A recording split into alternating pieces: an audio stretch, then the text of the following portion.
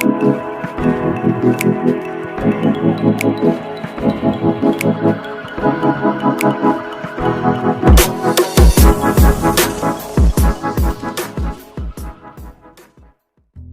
Bu Tini, saya Edo.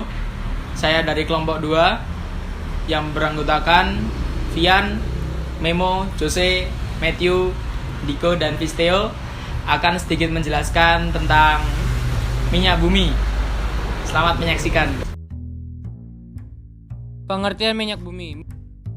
Minyak bumi adalah suatu campuran kompleks yang sebagian besar terdiri atas hidrokarbon. Hidrokarbon yang terkandung dalam minyak bumi terutama adalah alkana, kemudian sikloalkana. Komponen lainnya adalah hidrokarbon aromatik, sedikit alkena, dan berbagai senyawa karbon yang mengandung oksigen, nitrogen, dan belerang.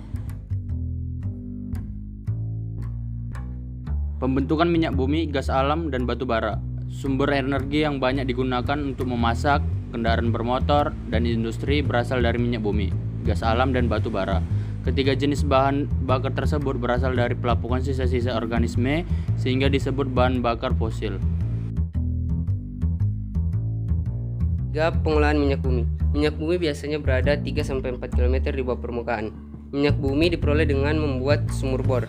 Pengolahan minyak bumi dimulai dengan memanaskan minyak mentah pada suhu sekitar 400 derajat Celcius. Kemudian dialirkan ke dalam menara fraksionasi dan akan terjadi pemisahan berdasarkan perbedaan titik didih. Fraksi-fraksi minyak bumi. Minyak bumi terdiri atas berbagai campuran atau fraksi yang terdapat dalam minyak mentah yang belum dapat digunakan.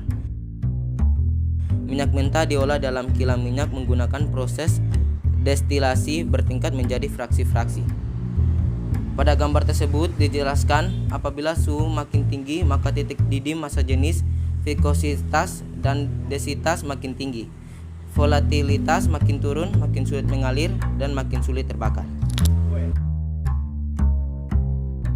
Dampak positif penggunaan minyak bumi. Yang pertama, sebagai sumber bahan bakar utama untuk menghasilkan energi. 2. Digunakan dalam industri petrokimia untuk membuat polimer maupun bahan baku kimia lainnya.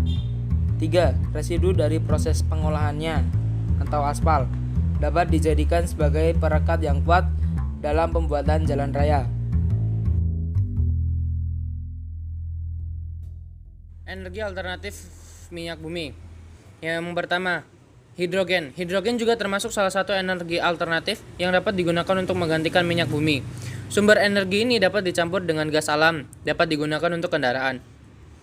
Yang kedua, listrik. Energi alternatif pengganti minyak bumi adalah listrik.